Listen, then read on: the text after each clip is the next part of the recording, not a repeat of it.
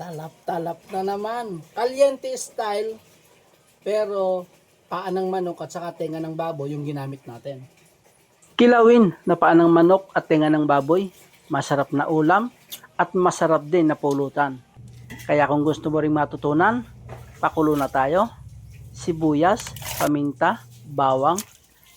Tapos ilagay natin yung paa ng manok at saka yung tenga ng baboy. Pakuluin lang natin yan hanggang sa lumambot. Yan, kung makikita ninyo, medyo malambot na po talaga yung ating tenga ng baboy. At saka yung ating paa ng manok. Ayan na ating hahanguin at palalamigin. Pagkatapos, atin namang gagayatin or ating hihiwain. Ayan, square-square lang po ang ginawa kong gayat dyan sa tenga ng baboy na yan. Ayan, tinikman ko pa kung talagang malambot na. Talagang malambot na yung tawagin doon, yung gatil or yung white bone niya.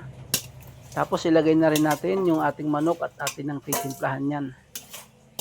Ayan mga kap, naglagay na ako ng luya, sibuyas na puti, sibuyas na pula, siling panigang.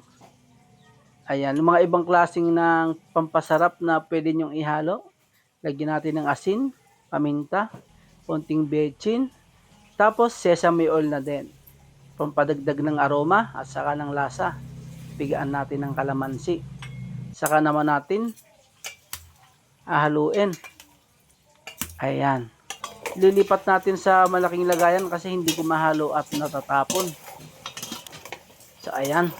Haluin natin hanggang mag-mix na tulo ng maganda yung ating mga ingredients. Ayan. Titikman muna natin kung okay na sa panlasa. Yun, malaki pa yung aking nakuha. Ayan. Okay na.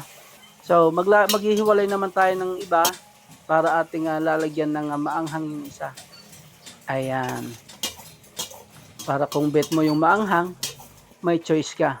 Talap-talap diba? Na naman. Ayan na. Caliente style. Okay na yung ating caliente paa ng manok at saka tenga kinilaw ng baboy, na paa ng manok at saka tenga ng baboy.